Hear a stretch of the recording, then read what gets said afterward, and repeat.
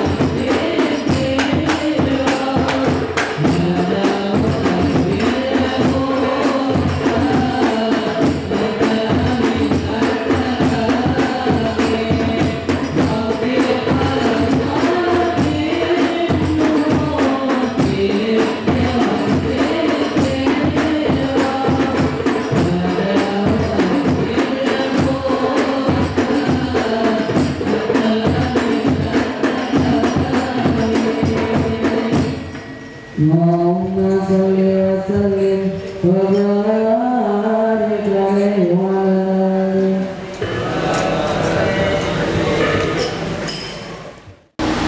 بسم الله الرحمن الرحيم.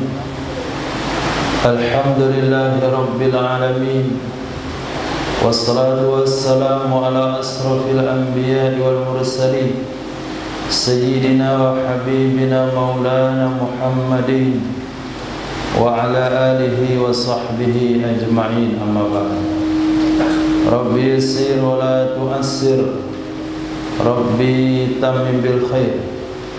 ربنا اشرح لنا صدورنا ويسر لنا أمورنا وأمور المسلمين واحلل عقدة من لساننا يفقهوا قولنا. بسندنا المتصل إلى إمام الخادمة الحفاظ الإمام جلال الدين السيوطي رحمه الله تعالى وقدس الله سره وأدام النفع بعلومه وبركاته ونفحاته ومداته وكراماته في الدارين آمين.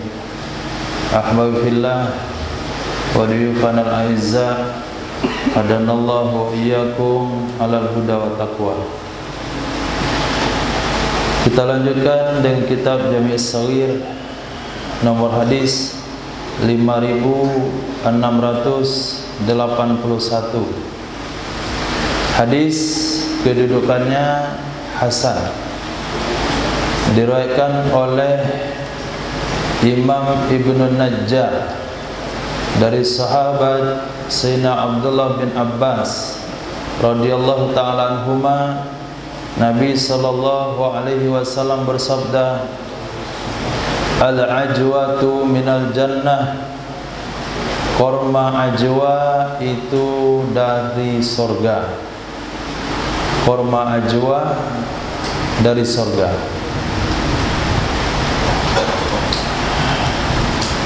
Ada beberapa benda yang ada di dunia ini itu bersumber dari sorga. Di antaranya adalah Hajarul Aswad,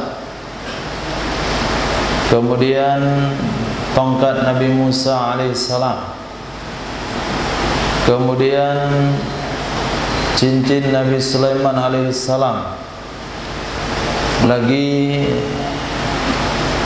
korma ajwa, Ka'bah. Ini semua benda-benda surga akan Allah angkat sebelum terjadi kiamat.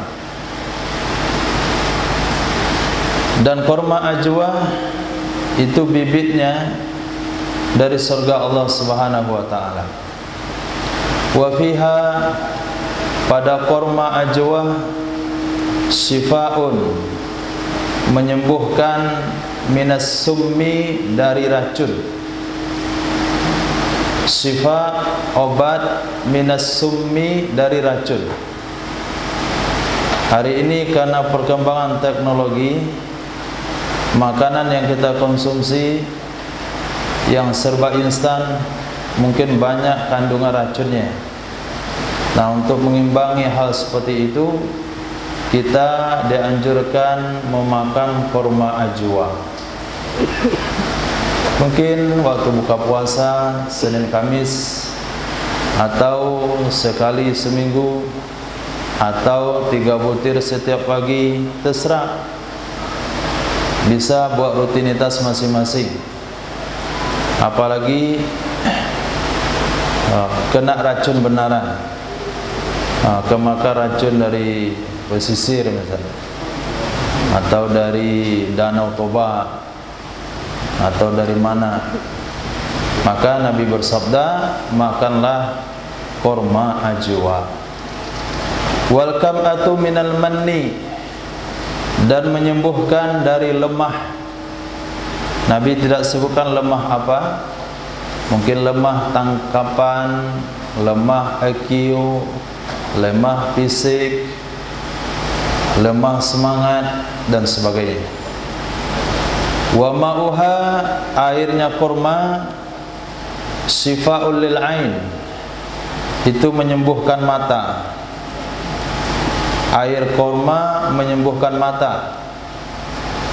Ulama ulas, bukan air perasan daripada buah kurma, tapi air yang diambil dari pelepah kurma, seperti orang mengambil air dari pelepah pohon aren untuk direbus dijadikan gula aren. Juga air dari pelepah mayang kelapa untuk dijadikan gula kelapa. Begitu juga dari mayang kurma ajwa, sebelum dia mekar kita potong, kita tampung air yang menetes daripada mayang yang masih kuncup. Itu obat mata. Wa qabsul arabi, kibas Arab. Kibas beda sama kambing. Kambing bahasa Arabnya ma'zin, biri-biri bahasa Arabnya da'nin. Ya, ini adalah kibas. Mungkin kita bisa tanya sama peternak mana yang dimaksudkan dengan hewan kibas. Jadi kibas Arab al-aswad yang berbulu hitam, min syifa itu penyembuh, bisa mengobati, min irkin nasa, irkin nisa. Irki artinya urat, nisa artinya encok. Encok yang disebabkan oleh urat. Itu dokter saraf yang tahu, kita nggak tahu. Yang jelas encok, pegal, linu, itu obatnya makan kambing, daging kambing, daging kibas Arab yang bulunya hitam. Ini kayaknya ada mic yang nyala yang lain.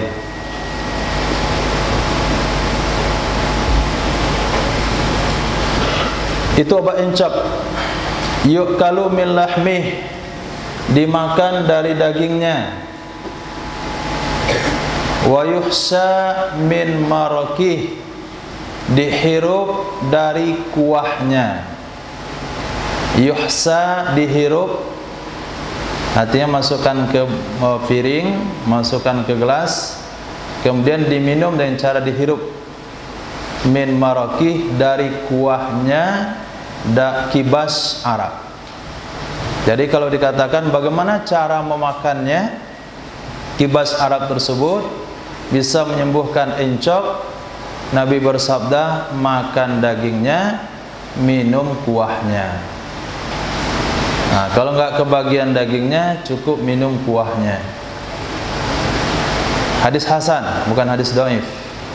Ini hadis yang bisa kita jadikan rujukan. Jangankan dalam amal, jangankan dalam hal makanan, dalam bidang hukum pun hadis hasan sudah bisa menjadi dalil. Al-iddatu dainun, janji adalah hutang.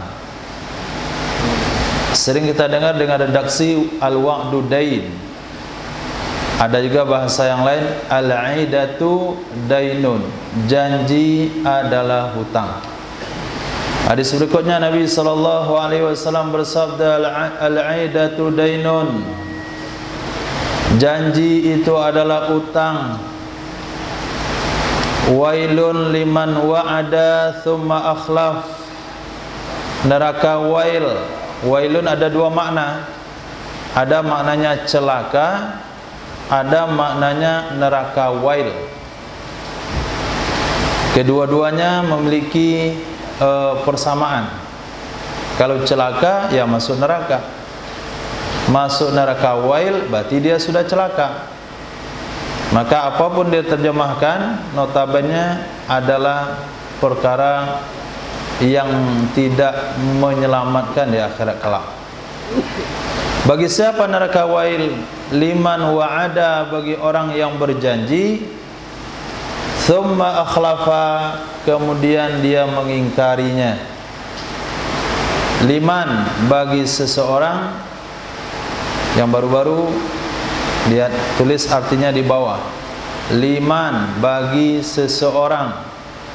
Wa'ada, ia berjanji. Thumma, kemudian.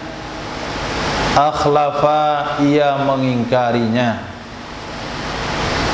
Wailun, celaka, liman, bagi seseorang, wa'ada, yang ia berjanji, thumma akhlafa, kemudian ia mengingkarinya.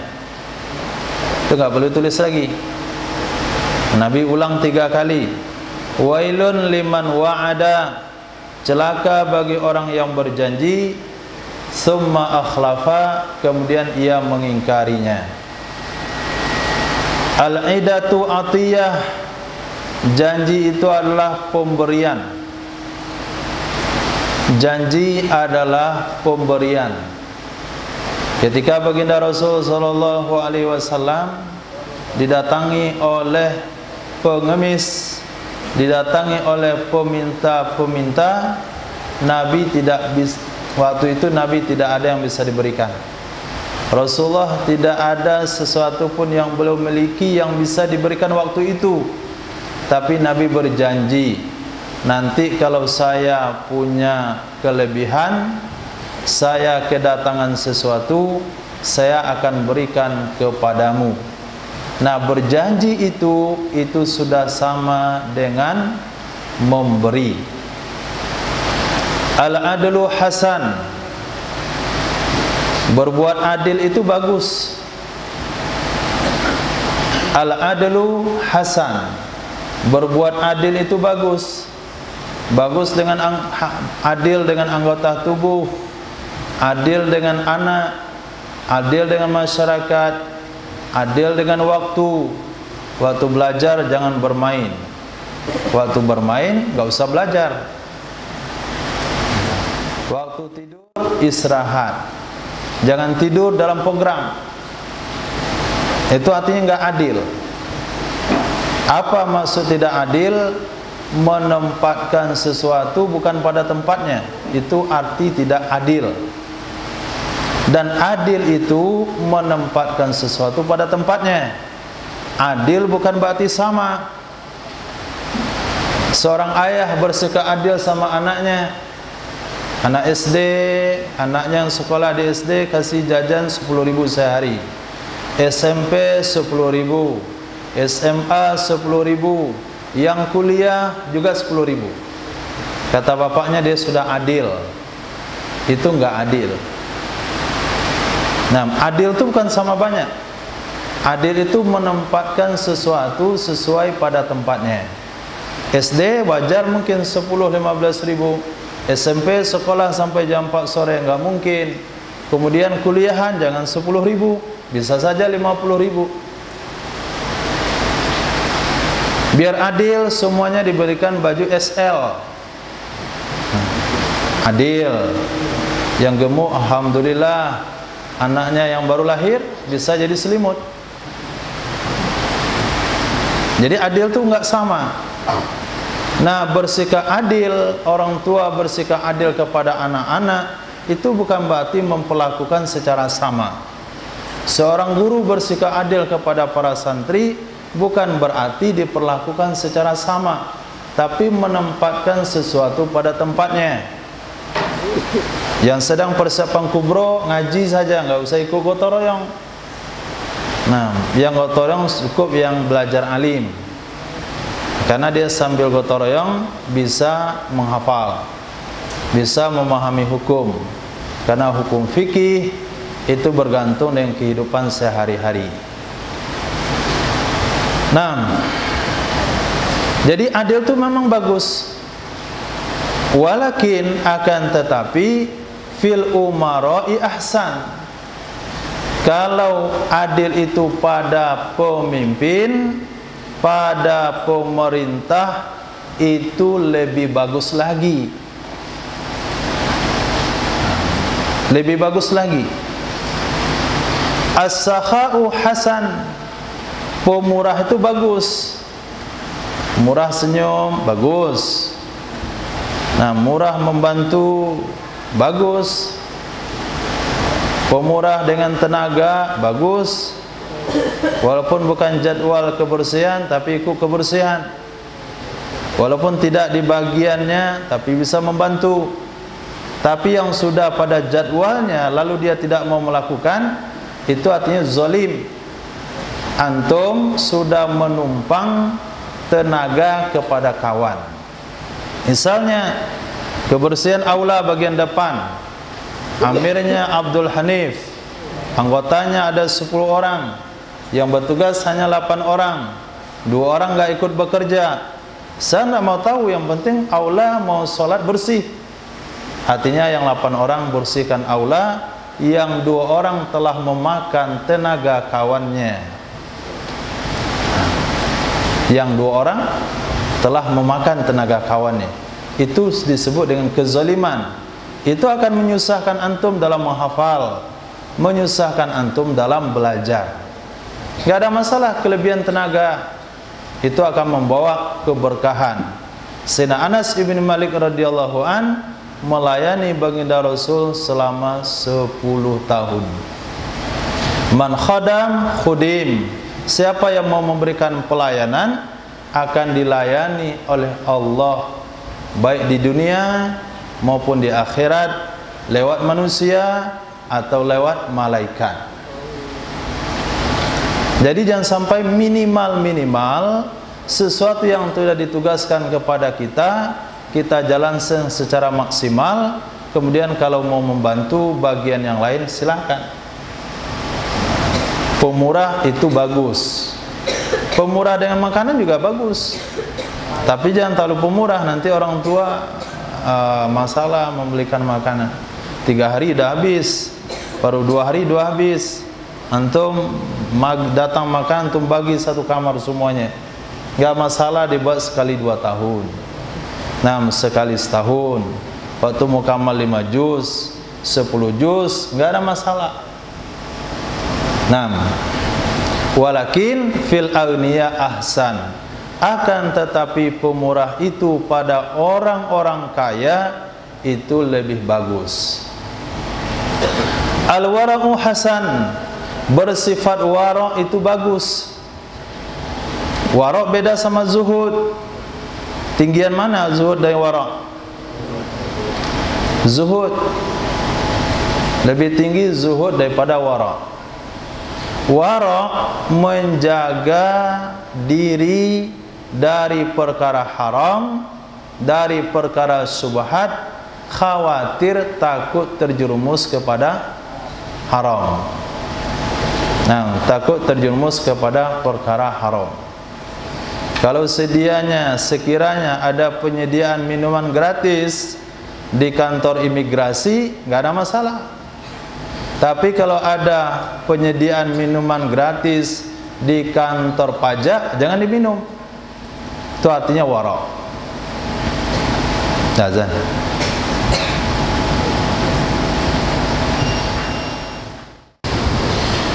Kita lanjutkan hadis 5685. Al-wara'u hasan, sifat wara' itu bagus.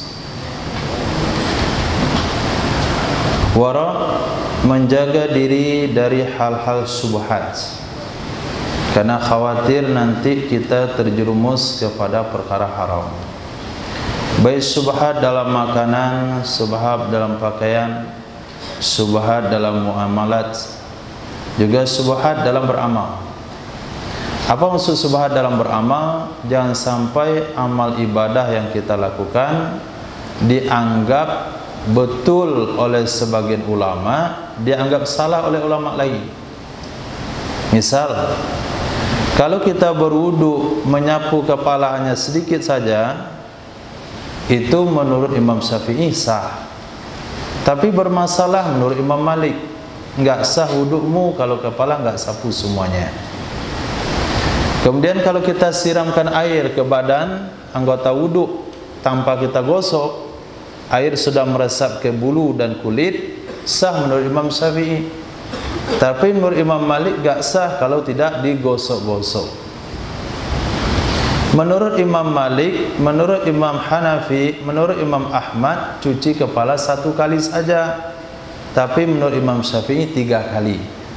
Kita buat 3 kali. Itu yang disebut dengan wara' dalam beribadah.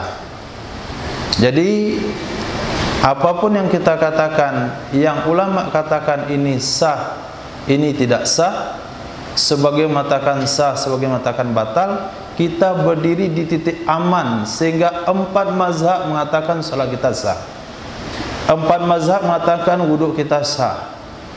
Maka bagaimana caranya? Bukan, enggak perlu kita belajar mazhab Maliki, enggak perlu belajar mazhab Hanafi, enggak perlu belajar mazhab Hambali. Cukup belajar mazhab Imam Syafi'i, amalkan semua perkara sunnah dalam mazhab Imam Syafi'i dalam berwuduk. Maka salat kita, wuduk kita disepakati 4 mazhab sah. Amalkan seluruh perkara sunnah dalam ibadah salat Imam Syafi'i, maka 4 mazhab mengatakan salat kita sah. Ini salah satu daripada makna wara'. Walakin fil ulama ahsan.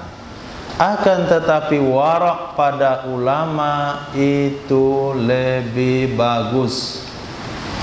Jadi yang dituntut dari ulama adalah sifat wara'. Apa yang masukkan sifat wara' bagi para ulama? Jangan sampai kita sebagai pelajar, jangan kita sebagai pelanjut ilmunya para ulama. Kita di akhir zaman ini nggak ada yang ulama, cuman penyambung lidah para ulama, mengikuti menyampaikan isi kitab yang dikarang oleh para ulama. Otomatis mereka mengatakan ulama, man tasyabbaha biqaumin fahuwa minhum. Orang menyerupai diri dengan satu kaum, maka dia bagian dari kaum tersebut. Begitu juga pelajar-pelajar agama, jangan sampai ada amal antum yang subhat. Jangan sampai perkara makruh ada di badan. Nah, diulang kembali kuku, jangan sampai enggak dipotong, disisain satu. Rambut jangan sampai qadha. Hari Jumat jangan sampai enggak pakai baju putih. Jangan sampai enggak mandi Jumat. Itu maksud dengan wara'. Jangan sampai tidak qobliyah ba'diyah. Itu makna wara'. Jangan sampai minum sambil berdiri, apalagi sambil berjalan. Walaupun ada hadis mengatakan Nabi pernah minum berdiri, itu menunjukkan bahasanya berdiri hukumnya mubah. Tidak sampai larangan minum berdiri kepada tahap haram, hanya pada tahap makruh. Tapi bagi seorang ulama itu tidak boleh, harus bersifat wara'. Saya pahami. Karena kalau sekiranya ulama sudah terlibat kepada para makruh, maka perkara makruh akan tersebar di kalangan masyarakat karena mereka melihat ulamanya mempraktekkan.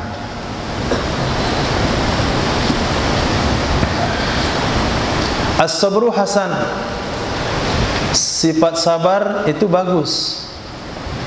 Nabi bersabda, as-sabru dia, sabar itu adalah cahaya yang berkilau. Walakin fil fuqara ahsan. Akan tetapi sifat sabar pada orang fakir itu lebih bagus. Akan tetapi sabar pada orang fakir itu lebih bagus. Fakir miskin itu lebih bagus sifatnya sabar.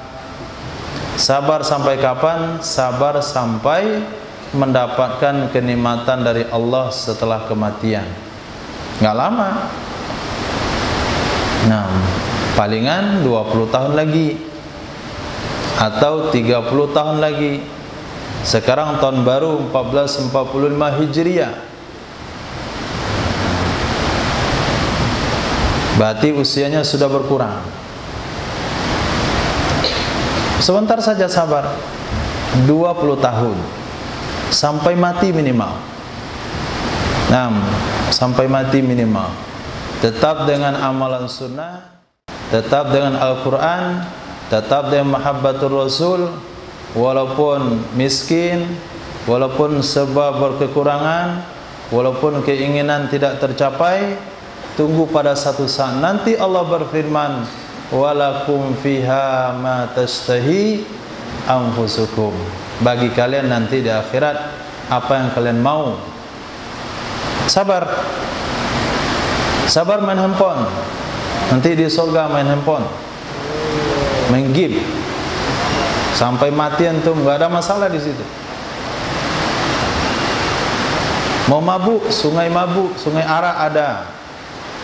Bahkan apapun hobi manusia, itu Allah akan tunaikan di surga.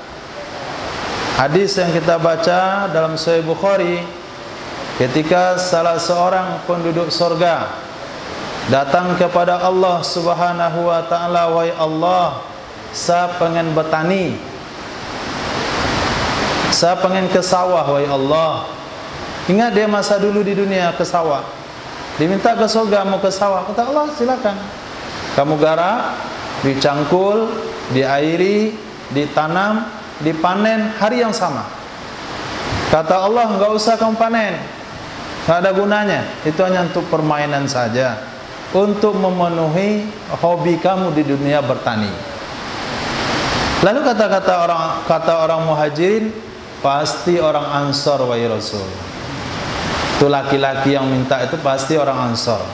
Karena kami muhajirin bukan petani, kami pedagang. Jadi yang mau berdagang bisa, yang mau balap motor nabrak tiang listrik nggak mati di surga, sabar, nggak lama. Walakum fiha ma tastahi anfusukum walakum fiha ma tad'un. Nah, fuqara ahsan, orang fakir lebih baik bersabar. Jangan sampai asbab kefakiran kita tinggalkan agama dan pengamalan agama. Dan sebab asbab kefakiran antum tinggalkan Al-Quran, dan sebab kefakiran antum tinggalkan hadis-hadis Rasul, antum tinggalkan pendidikan agama. Saya nggak ada biaya untuk belajar, saya tinggalkan pendidikan agama. Jangan sampai. Nah, sampaikan kepada pengurus, tunjukkan bakat antum yang benar, prestasi yang bagus, akhlak yang baik, kerajinan, ibadah di saf terdepan, menghafal 1 juz sehari. Itu nggak ada biaya, banyak yang mau membiayai. Tapi kalau lebih tua dia daripada tiang pondok, mana orang membiayai? Ini pondok ini tiangnya baru 7 bulan, antum sudah 2 tahun, kan lebih tua antum pada tiang pondok. Itu bagaimana? Tapi apabila bagus semangat belajarnya, bagus ibadahnya, bagus akhlaknya, tidak ada bahasa kurang biaya di dalam belajar agama. Sabar, nggak lama itu kurang biaya, sampai antum menjadi ulama rabbani akhir zaman. Atau bahasan tobat itu bagus, walakin fis sababi ahsan, akan tetapi pada orang-orang muda, pada pemuda-pemuda lebih bagus. Bukan orang tua yang bagus bertaubat. Orang tua bukan bagus lagi, wajib, dah mau mati nggak mau bertobat. Ini yang lebih pantas bertobat tuh orang-orang muda. Kenapa? Orang muda banyak salah. Nah, darah muda banyak menyebabkan seseorang terlibat dengan dosa. Semangat tawuran dari darah muda. Pernah antum melihat kakek-kakek tawuran? Nggak ada. Mata dosa dari mata pemuda.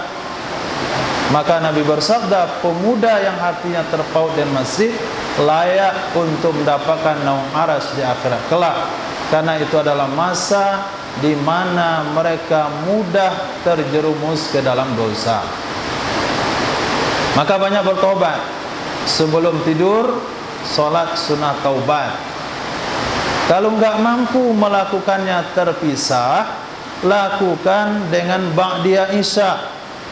Salat ba'diyah isya 2 rakaat sekalian sunat taubat. Itu semalas-malasnya kita, begitu caranya. Saya salat isya, saya salat ba'diyah isya 2 rakaat sekalian sunat taubat. Jangan sampai ba'da Isya pun antum keluar. Rahul sudah dikontrol oleh pengawas, pintu kanan, pintu kiri, di tengah, tetap aja dia keluar untuk ba'da Isya. Orang ba'da Isya dia ke kamar.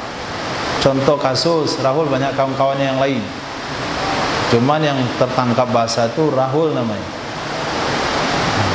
Besok kita kumpulkan orang-orang yang malas ba'da Isya, salat ba'diyahnya malas, cepat ba'diyahnya, kita buat satu soft. Jadi dia salat depan saya. Nanti kita bikinkan pendataan, hirasa, lihat kawan-kawan antum yang ba'diyahnya cepat. Kita belum selesai satu rakaat, dia dah salam. Mana cepatnya? Jadi mulai daripada hati yang paling dalam, ba'diyah pakai iftitah, ba'diyah pakai al-fatihah, ba'diyah tetap pakai surah, subhana rabbil azimnya tetap 3 kali, tahiyatnya minimal sampai innaka hamidum majid. Nah, pada sujud terakhir ba'diyah antum buat lebih lama, baca istighfar, didoakan. Kalau nggak bisa dengan bahasa Arab, boleh doa bahasa Indonesia tapi dalam hati. Kalau bisa pakai bahasa Arab, nggak masalah. Ba'diyah doa dengan bahasa Arab. Apapun hajat, susah menghafal, itu doa di rakaat terakhir ba'diyah Isya sekalian sunat taubat.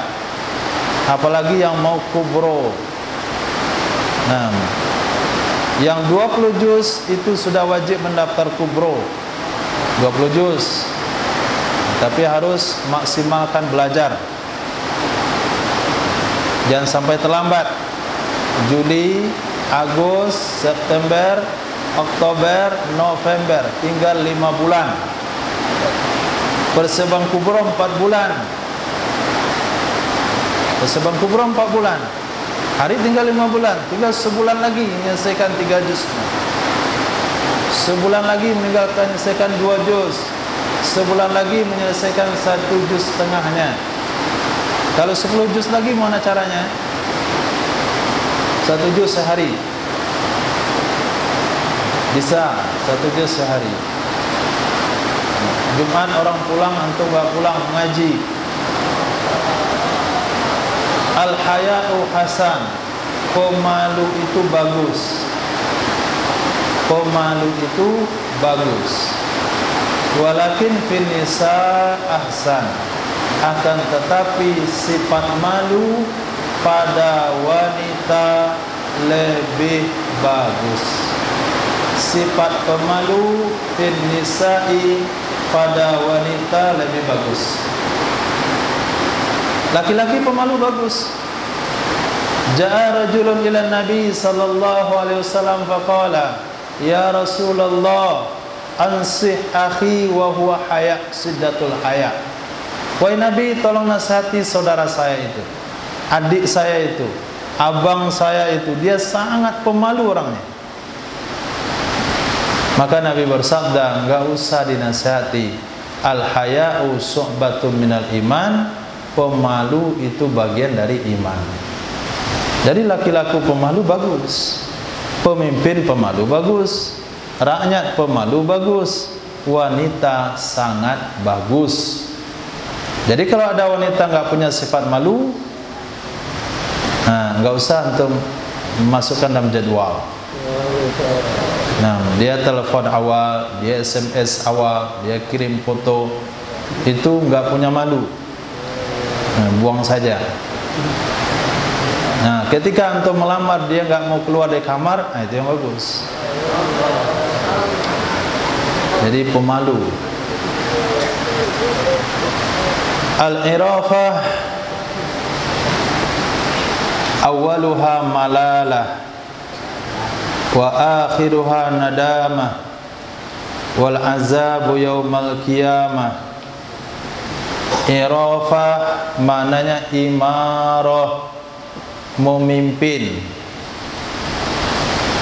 Irafah menjadi pemimpin.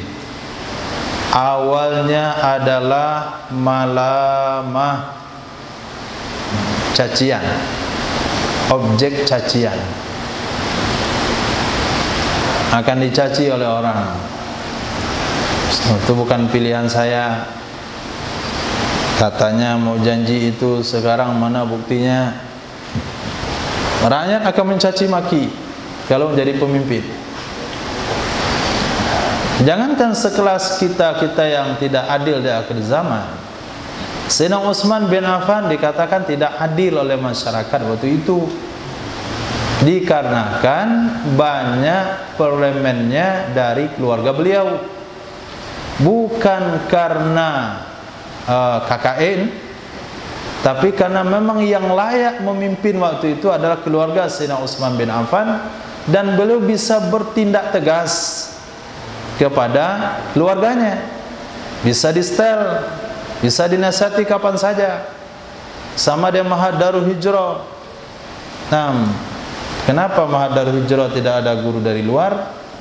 Karena susah nanti menasihatinya.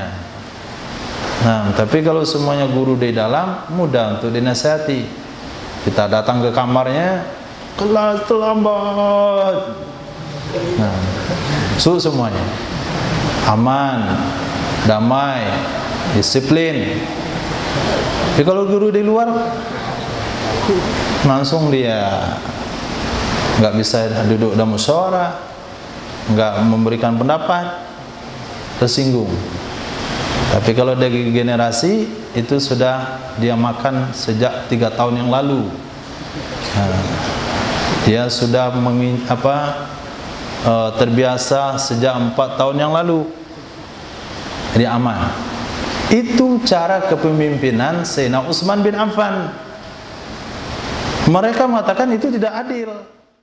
Bukan tidak adil, tapi beliau bisa mengontrol semuanya. Itu Sayyidina Utsman bin Affan radhiyallahu anhu, sahabat yang dikatakan oleh Nabi sallallahu alaihi wasallam, la madara Utsman ba'da hadza. Setelah beliau menyumbangkan suatu sumbangan pada perang Tabuk senilai uang dinar di atas paha Nabi sallallahu alaihi wasallam, sehingga Nabi susah untuk berdiri, Nabi sabdakan tidak ada dosa yang menyebabkan Utsman masuk neraka setelah hari ini. Sayyidina Utsman diberikan jaminan seperti itu, malah semangat ibadahnya. Kok kita dapat mimpi saja kamu sudah waliullah. Nah, makruh-makruh pun sudah halal, haram sekali-kali juga boleh. Oh, langsung dipraktekkan. Jadi wali sesat dia, nggak sholat lagi. Itu Sayyidina Utsman bin Affan. Sehingga ketika beliau dikepung, beliau naik ke tingkat atas rumahnya. Asyhadu billah, aku bersumpah dengan nama Allah, apakah kalian pernah mendengarkan orang yang membeli sumur Yahudi lalu diberikan kepada umat Islam, timbanya sama dengan timba yang lain, tidak mengutamakan dirinya setelah dia menjadi pembeli, akan dijamin masuk surga. Bukankah aku orangnya? Mereka katakan, benar, engkaulah orangnya. Semua kebaikan-kebaikan disebutkan oleh Utsman bin Affan, tapi mereka tetap mau membunuh Sayyidina Utsman bin Affan radhiyallahu anhu. Itu namanya malamah. Nah, kepemimpinan awalnya dicela. Maka kalau dilantik menjadi pemimpin Hawari, nggak ada masalah, jangan mundur. Nah, itu memang komitmennya seperti itu. Nah, mana dia orang kecil jadi Amir Hawari juga, bahasa Indonesia nggak pandai, sosok bahasa Indonesia santai saja. Nah, itu memang awal kepemimpinan begitu. Lama-lama mereka bosan. Wa akhiruha nadamah, akhir dari kepemimpinan itu adalah penyesalan. Nah, mungkin ada yang menyesal di dunia karena di penjara, mungkin juga enggak menyesal di dunia tapi menyesal ketika sakaratul maut. Kalau enggak menyesal ketika sakaratul maut karena enggak sempat sakar, Ibnu Khattab radhiyallahu anhu angkat kepala. Kata Sayyidina Utsman, karena Sayyidina Umar bin Khattab radhiyallahu taala anhu, orang Ajam melamar orang Arab, lamarannya ditolak. Lalu orang tua dari si wanita Arab ini tidak senang dengan pernikahan tersebut, itu wajar. karena antara ajam dengan Arab itu tidak sepadan.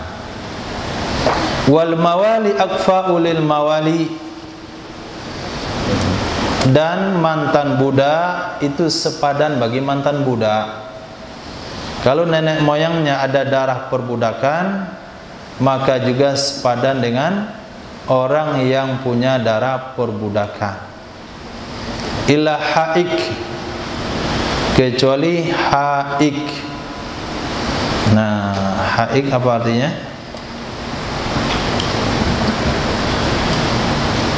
Azal hadis mimma taja bihi min ja'al hajmi laysu bi aqfa'il al-arab fataja Imam Muhammad alal kafa alaysa haqqan lil wahid muayyan ba minahkil mutallaqa fi nikah hatta yufariqu bainahuma inda adamiha. Ila haik, nanti saya cari artinya dulu. Au hajjam, atau tukang bekam.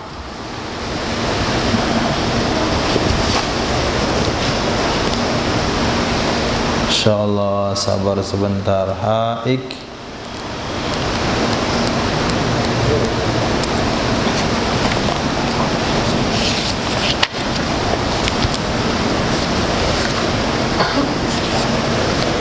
Pakokaf, haka, menenun. Haik, tukang tenun, penenun. Orang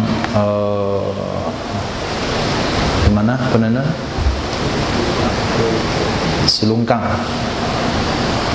Kecuali penenun dan tukang bekam.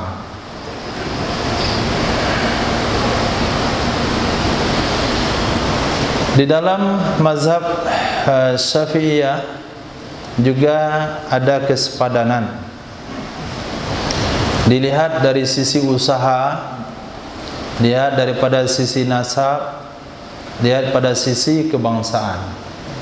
Di antara Arab dengan Ajam, antara sayyid dengan yang tidak sayyid, antara ningrat dengan non ningrat, antara darah biru dengan darah merah, antara petani dan pedagang, antara pedagang dengan tukang jahit, itu dianggap tidak sepadan oleh ulama Syafi'iyah.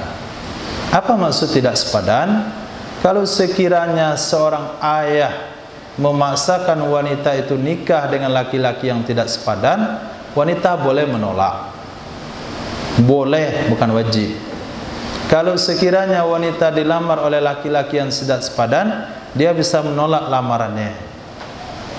Apabila seorang wanita mau menikah dengan laki-laki yang tidak sepadan, orang tuanya berhak melarang. Nah, itu mana tidak kesepadanan, bukan wajib. Gak ada masalah seorang syarifah menikah dengan non syarif, seorang sayyidah menikah dengan non sayyid, seorang keturunan di mana gitu,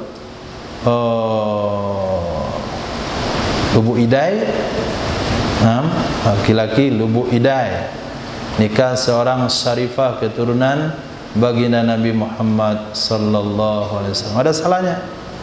Enggak ada salahnya kalau mereka suka sama suka. Tapi apabila ada keluarga menolak, itu wajar karena itu tidak sepadan. Al-arbun liman arabna. Arbun ayyastariya wa yadfa'a li ba'ihi syai'an ala annahu irradiya fa minas saman wa ila fahiba wa huwa batil. Arbun itu sejenis jual beli. Jual beli ber-DP hangus, itu namanya arbun. Kita katakan sama kawan, saya beli mobilmu, ini DP-nya 2 juta rupiah, tanda jadi. Mobil belum saya ambil, ini rencana mau saya beli. Jangan jual sama orang lain, jual ke saya, ini 2 juta rupiah. Kalau sekiranya terjadi jual beli di antara kita, 2 juta ini adalah harga yang telah saya kasih, terhitung masuk harga. Tapi kalau sampai saya gagalkan jual beli, 2 juta boleh kamu ambil. Itu namanya arbun. Arbun itu siapa? Bagi siapa? Liman arabna, bagi orang yang melakukannya. Artinya si penjual wajib mengembalikan uang tersebut kalau jual belinya tidak jadi. Kalaupun orang yang membeli itu mengatakan saya berikan ke kamu, bukan kita yang membuat syarat, DP-nya hangus, tapi dia sendiri yang mensyaratkan, kalau saya nggak jadi beli, ambillah uang yang saya beri ke kamu itu, ambillah, saya rela. Walaupun bilang begitu tetap batil, hukumnya tidak sah. Bagaimana caranya? Kita temui dia, kita berikan uang itu, nih uang kamu saya kembalikan karena kita tidak jadi berjual beli. Kemudian kalau dia kasih lagi ke kita, itu nggak ada masalah. Tapi kalau dikatakan dari awal rela, tetap hukumnya tidak sah. Kenapa tidak sah? Rela atas perkara yang Allah haramkan tidak ada makna. Jangan katakan dia kan sudah rela, dia menggadaikan sawah ke saya kasih dia uang, dan dia rela saya menggarap sawahnya. Apakah bisa bahasa rela dalam bab riba? Oh, saya hutang di bank, memang saya membayar bunga, tapi saya rela membayarnya. Jadi rela itu tidak merubah sebuah hukum haram dalam syariat, karena itu batasan hak Allah. Tapi kalau hak kita boleh. Misal, kalau sekiranya sendal kita dipakai, ketemu sama kawan, maafin saya, dah sama maafin, saya rela, nggak ada masalah, karena itu hak kita. Harta kita dicuri dan dirampok, lalu pencurinya ketemu, kita katakan nggak usah kamu kembalikan, saya relakan ke kamu, nggak ada masalah. Tapi si pencuri tetap dipotong tangan. Kenapa kamu potong tangannya? Kan saya sudah rela. Di dalam bab mencuri ada 2 hak di situ. Satu hak Allah, potong tangan bagi yang mencuri. Baik yang dicuri rela nggak rela, potong tangan tetap jalan. Soal rela nggak rela itu berurusan kepada uang dikembalikan atau tidak. Kalau begitu para PSK dia rela misalnya, apakah zina jadi halal? Nggak bisa, jangan anak-anak dibawa hukum rela nggak rela. Jadi jangan sampai perkara yang Allah haramkan kita relakan. Nah, kami bagi faraid nggak ikut agama, kami bagi rata saja laki-laki dan perempuan. Kami laki-laki rela dibagi rata dan perempuan. Nggak ada bahasa rela di situ. Karena jalankan dulu syariat, bagi faraid sesuai dengan agama. Kemudian kalau sekiranya kamu rela yang laki-laki, Rahul berdiri sama siapa kawannya? Sana sampingnya berdiri. Antum dari tadi lihat ngobrol masih. Besok saya suruh pulang, bukan berdiri.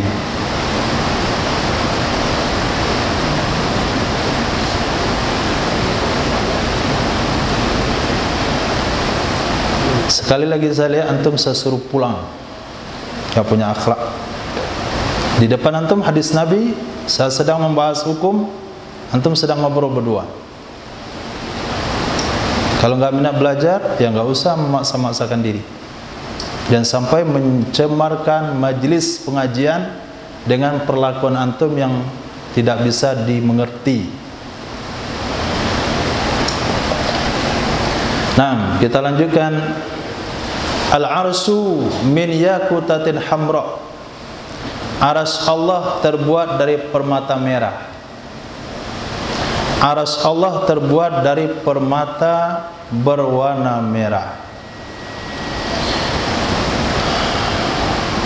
Al-urfu yanqati'u fima bainan nas wa la yanqati'u fima bainallah wa baina man fa'ala. Al-urfu artinya ma'ruf, perkara ma'ruf itu bisa menyelesaikan perkara-perkara yang terjadi sesama manusia. Perkara ma'ruf Yang qati'u itu akan menyelesaikan fima pada perkara-perkara yang terjadi bersama manusia.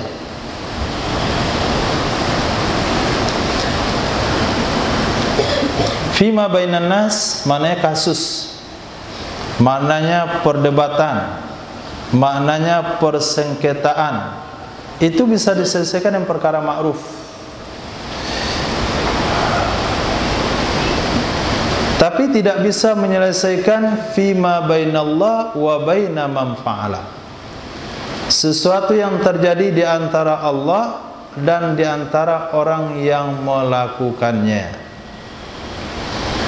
Tidak bisa menyelesaikan fima perkara yang terjadi antara Allah dan di antara orang-orang yang melakukannya.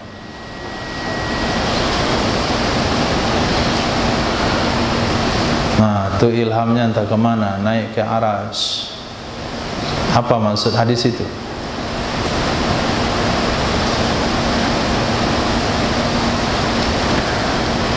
Ketika Nabi SAW mau menceritakan tentang Lailatul Qadar, Nabi ingin beritahukan kepada sahabat kapan datangnya malam Lailatul Qadar. Tapi pada saat itu ada dua orang sahabat yang bertengkar. Tak apa masalah apa yang dibahas, sehingga Nabi dilupakan oleh Allah tentang malam Lailatul Qadar. Nah, ini kasusnya itu. Nah, ilhamnya hilang gara-gara Rahul dengan Salman Al-Farisi jauh-jauh datang dari Persia belajar nggak sungguh-sungguh.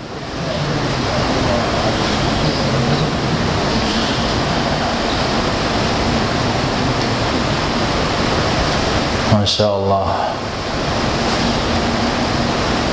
Kita lanjutkan berikutnya. Al-Musailatul Jima'. Musailah itu artinya jima'. Ini ringkasan dari hadis Nabi.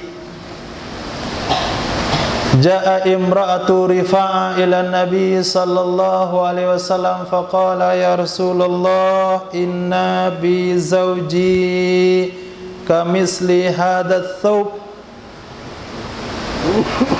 Seorang wanita mantan istri Sayyidina Rifa'ah radhiyallahu an datang, beliau sudah dicerai oleh Sayyidina Rifa'ah talak 3. Nah, seorang wanita telah dicerai oleh suaminya bernama Sayyidina Rifa'ah dengan talak 3.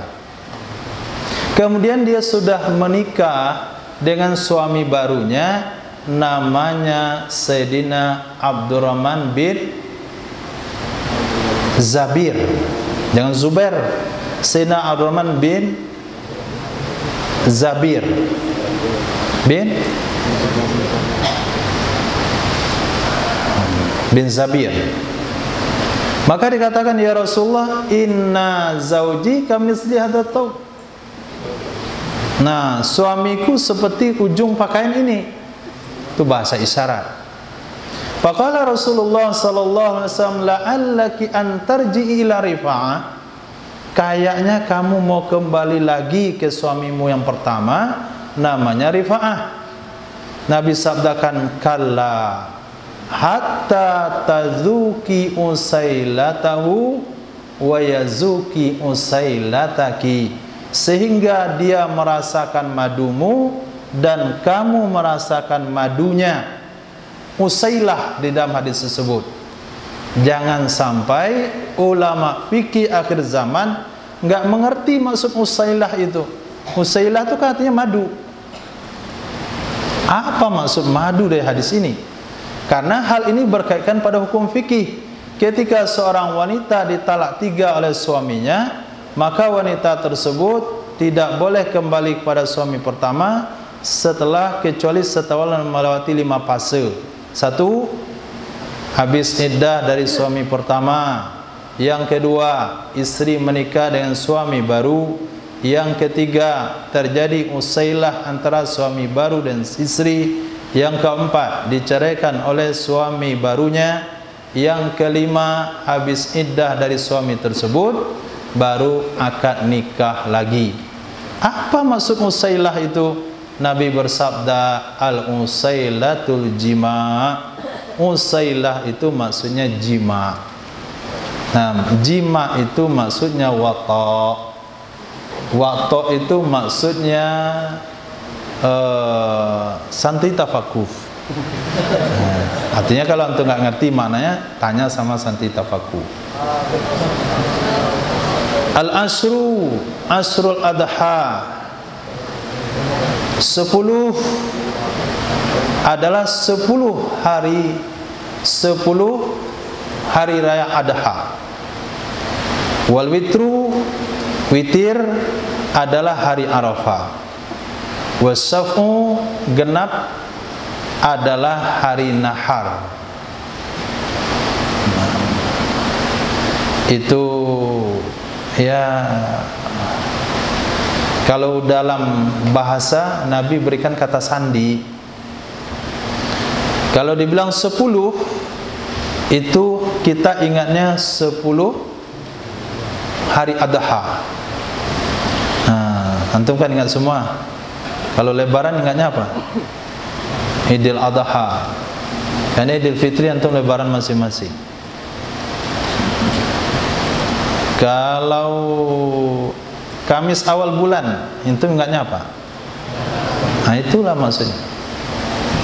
Nah, kalau disebut 10, itu adalah 10 hari raya Idul Adha, tanggal 10 Zulhijjah. Kalau witir, itu kan salat witir. Witir itu maksudnya hari Arafah, tanggal 9. Kemudian genap, yaitu Yaumun Nahri, hari penyembelihan. Al-utasu minallah, bersin dari Allah. Bersin dari Allah, anugerah Allah, rahmat Allah. Maka kita baca Alhamdulillah. Lalu kawan jawab Yarhamukallah. Antum jawab lagi Yahdikumullah wa yuslihu balakum. Imam, salah satu ulama yang saya lupa namanya, beliau mendengar bersin, orang bersin di seberang sungai.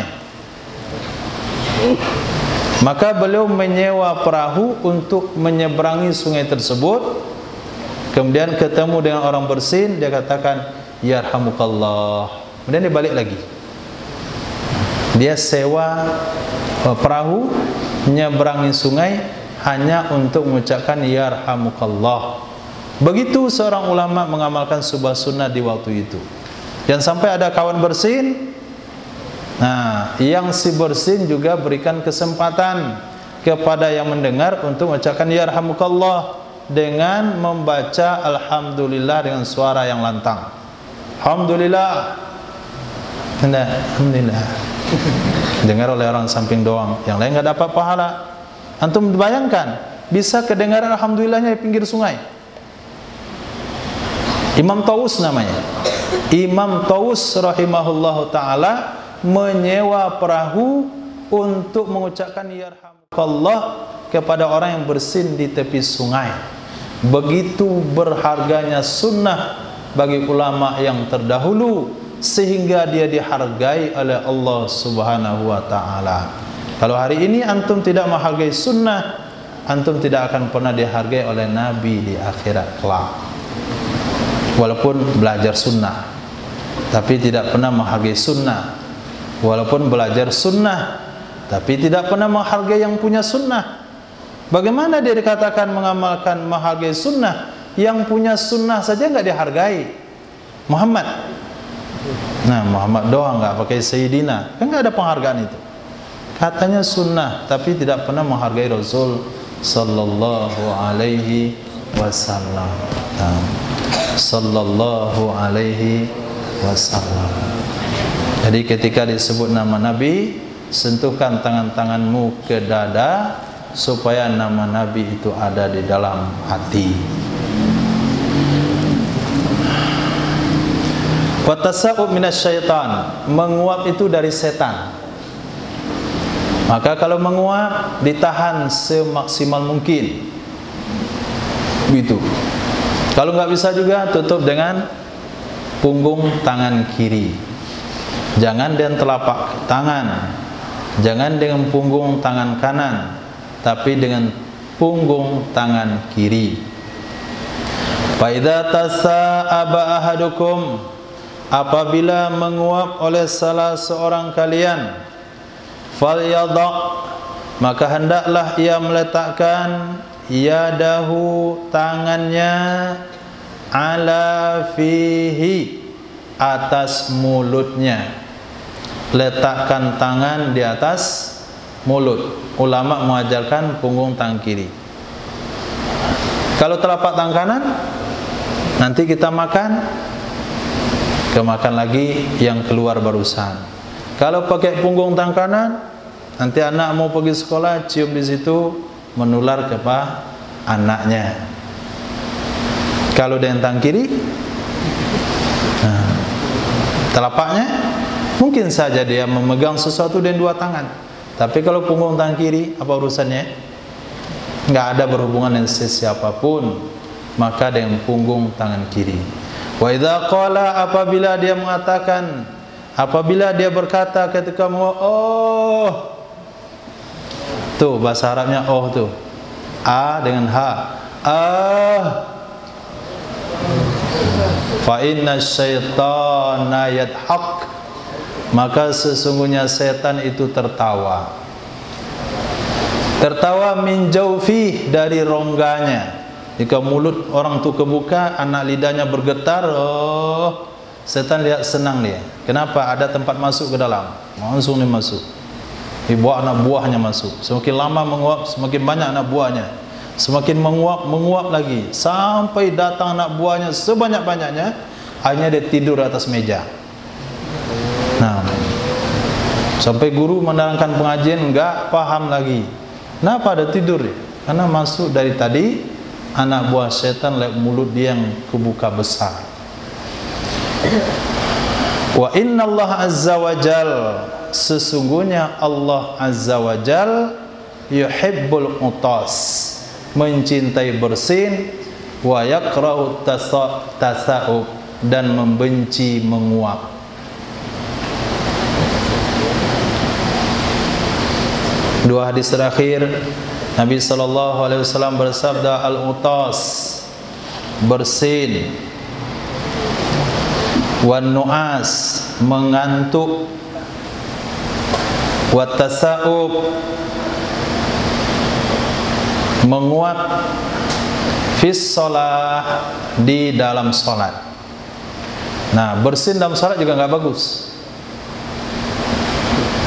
Apalagi bersinnya mengeluarkan gas air mata, embun pagi,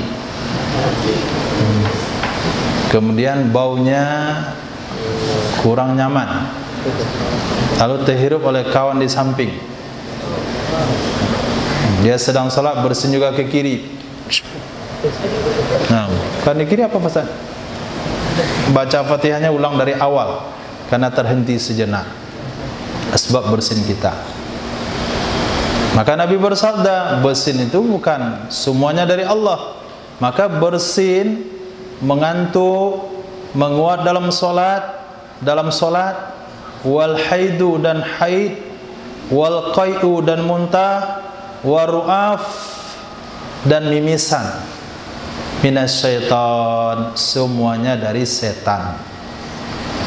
Haid itu dari setan, muntah dari setan, mimisan dari setan, kemudian bersin, mengantuk, menguap dalam solat. Tapi kalau mengantuk setelah program itu dari Allah. Nah, mengantuk sedang program dari setan. Selesai program semuanya dia tidur, langsung hilang arwah. Itu anugerah dari Allah Subhanahu wa taala. Kemudian bangun pagi segar bugar, itu anugerah dari Allah. Tapi kalau antum dah sampai tempat tidur nggak bisa tidur, itu dari syaitan. Al-utasu inda du'a syahidus sidikin. Masya Allah. bersin ketika doa itu adalah saksi yang benar. Bersin ketika berdoa, bersin ketika berharap, itu adalah saksi yang benar. Galang cerita, alhamdulillah saya datangkan kontrak, mudah-mudahan ada untungnya. Berarti dia untung tuh, lanjutkan bisnisnya. Kenapa? Ada bersin waktu itu. Tapi kalau antum ada rencana baik nggak bersin malah kentut misalnya, itu saya rasa batalkanlah. Nah, kentut itu bukan saksi yang benar. Jadi bersin saksi yang benar. Ketika kita doa bersin, ketika kawan doa banyak yang bersin. Nah, berarti doanya diijabah oleh Allah Subhanahu Wa Taala selama bersin itu tidak bersumber kepada penyebab yang nampak. Tapi kalau bersumber penyebabnya nampak, kebetulan di dapur sedang goreng cabai tanpa garam, itu enggak. Itu dia sedang cerita-cerita. Dia sedang mengungkapkan cita-citanya, Apri Padil. Enggak ada yang bersin. Zahran menyebutkan cita-citanya, enggak ada yang bersin. Pas Yasin cerita-cerita mengungkapkan cita-citanya, ada yang bersin. Maka Yasin harus maksimalkan usaha dalam cita-cita tersebut. Karena bersin itu adalah saksi yang benar. Kan hal itu terjadi di tengah masyarakat. Itu orang bilang mitos. Bersin berarti benar. Iya benar. Itu ada hadisnya. Nah, Masya Allah, mungkin ada pertanyaan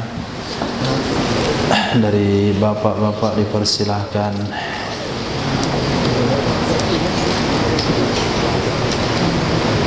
Duduk. Besok antum berdua duduk di sini atau Masail. Depan sini. Sini. Anak bawang. Mau Kamis pagi, mau Rabu malam sini. Insyaallah ada pertanyaan dari Mik ada ke belakang.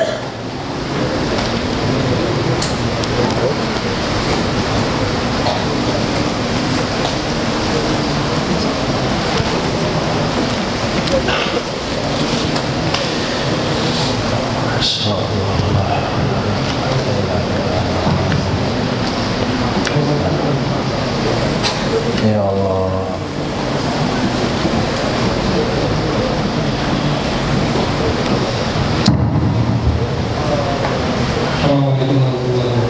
Waalaikumsalam warahmatullahi wabarakatuh. Ini bertanya mengenai penunda azan ketika dilakukan perkara sebab majelis yang berhubungan dengan agama. Apa ada maksud yang membenarkan azan itu menguap azan itu benar? Kemudian yang kedua mengenai makna atau penjelasan ayat di ayat ke-17 di surah Al-Waqiah. Coba lihat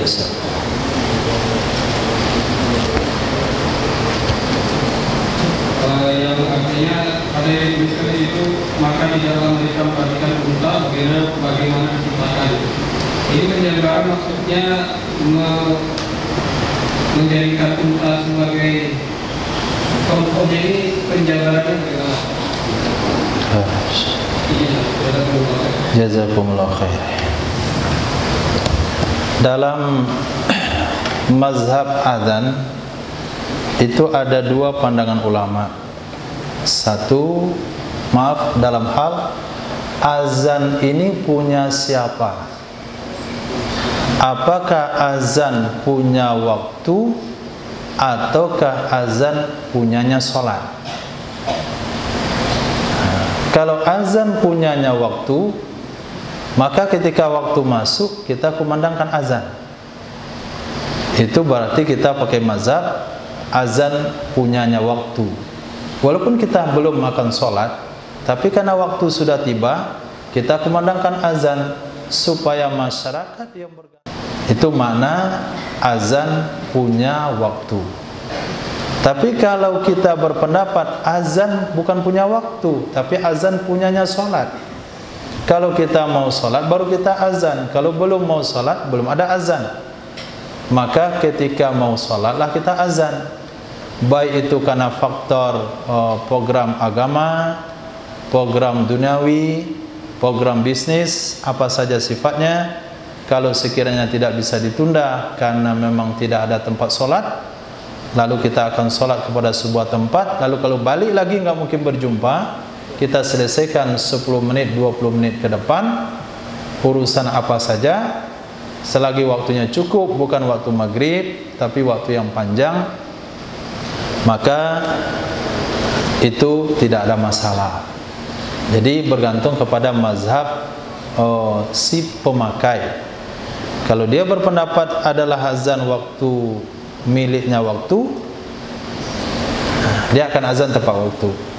Tapi kalau dia berpendapat azan adalah milik solat, maka dia akan azan ketika solat. Di dalam mazhab Imam Syafi'i rahimahullahu ta'ala, ulama Syafi'iyah memakai kedua pendapat ini. Dalam artian disunahkan azan setiap mau solat. Misalnya kita mampir di sebuah tempat, kita sudah terlambat solat zuhur, jamaah sudah selesai, maka kalau kita mau solat kita azan lagi. Kemudian untuk solat asarnya, karena kita jamak takdim atau jamak takhir, kita cukup iqamah. Ulama Syafi'iyah, azan itu milik solat pertama, setelahnya cukup iqamah. Kalau kita qada subuh misalnya, tengah malam, maka kita sunnah azan untuk solat subuh. Itu kalau kita ambil pendapat azan milik solat. Kemudian al-ghashiyah, afala yanzuruna ilal ibili kaifa khuliqat. Apakah kalian tidak melihat kepada unta bagaimana diciptakan?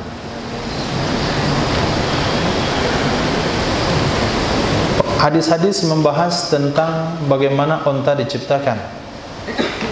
Karena penciptaan unta istimewa daripada hewan-hewan yang lain.